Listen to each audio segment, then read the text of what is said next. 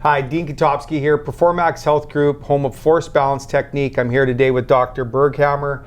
Dr. Berghammer has graciously allowed me to demonstrate part of my technique with him. He does suffer from some low back pain here, on and off. I'm going to explain today what a commonality of low back pain has with most everyone, which is distortion of the pelvis, the center of you. It's where I start all my rehab processes for the lower kinetic chain, which I determine is the low back to the ankle. So the low back's hip, knees, and ankle joints. That's what I determine as the lower kinetic chain. Some may or may include the low back. I definitely do.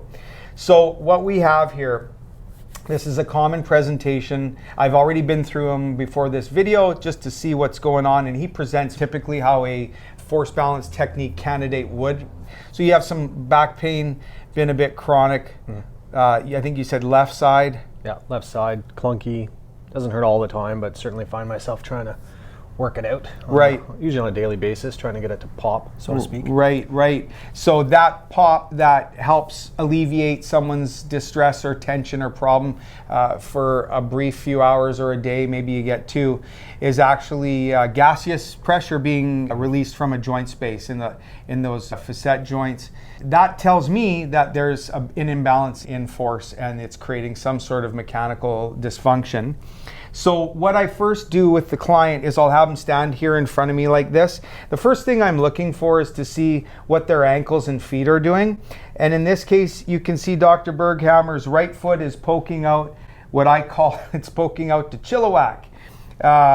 Here in the Lower Mainland, we have a few cities. So this one's going to Chilliwack, that one's going to Burnaby.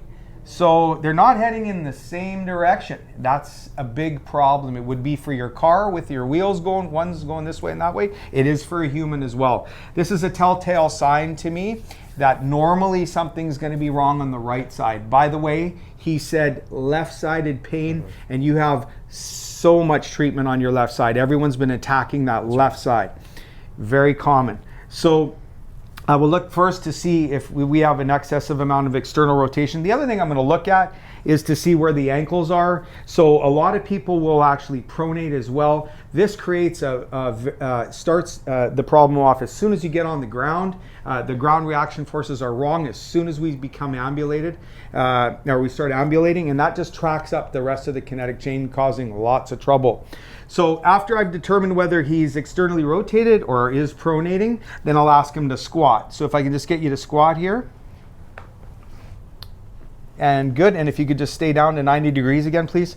Yeah, so if you stay there, so you can see definitely that his pelvis has shifted off to the left. His knees are tracking inside his feet. Come on up there.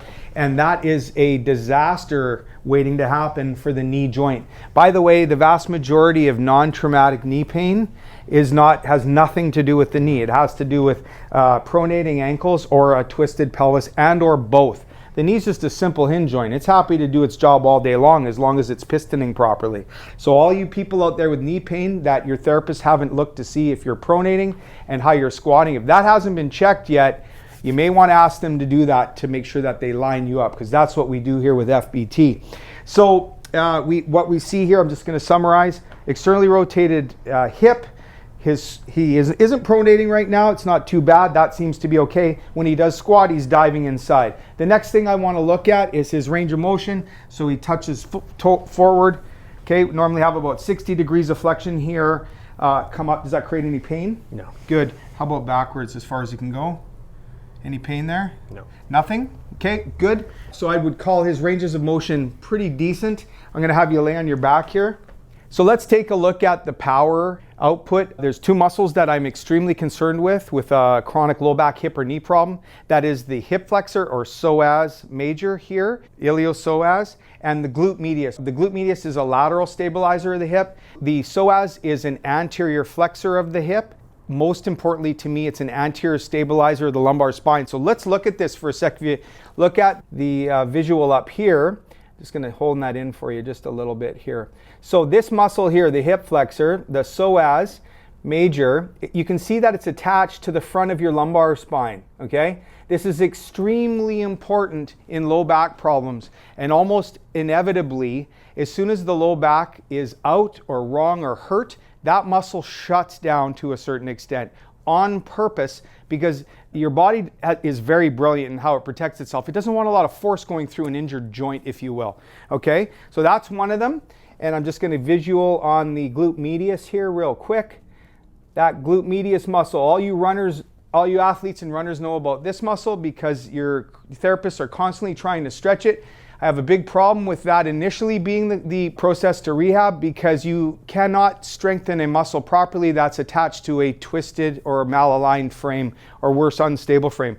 So what I do here is I pull out my trusty dynamometer. Remember what we talked about, precision is the #1 game here. So I now measure power output within tenths of a pound to see what his force output here is. I've predetermined that Dr. Berghammer's pelvis is rotated on the right side. That's why he's excessively rotating in the right hip. Okay, so we're going to look at the power output here now. Okay, if I could just get you to brace here. I'm going to push, and we're going to take a reading here. Go for it. Pushing, pushing, pushing, pushing. Excellent. We read that out. I always show the client 22.3. It's very good to be able to show your client what their objective findings are, because that's going to we're going to use that as a baseline to improve upon their results. If you don't know where you're starting, how do you know if you're improving or not? Okay. I will test the other side here, his sore side, if you will. We're going to power test here again. Okay, go for it. Push, push, push, push, strong, push, good. Okay, 30 pounds even. Okay, we tested him earlier. This was much the same reading again. I get the same results mostly when I go through this. I do the same thing in side lying and test glute medius. We document and objectify those two outputs, okay?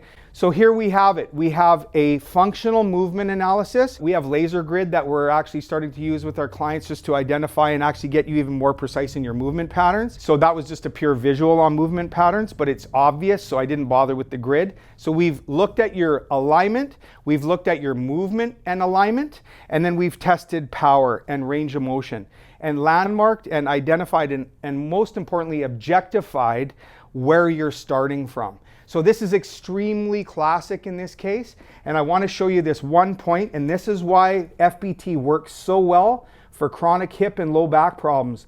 Here's the essence of it all. When you have a twisted frame or a twisted pelvis, which starts with this big bone here, this big innominate bone, that immediately will create problems in the lower back region here, in these joints here, and through this joint called the SI joint, okay? That, a lot of you have problems with that. The approach to treatment, as we've talked about earlier, that's unimodal, chiral, physio, massage. I don't have any problem with those tools. I have a problem with them being only used as the main methodology for rectifying functional outcomes, okay?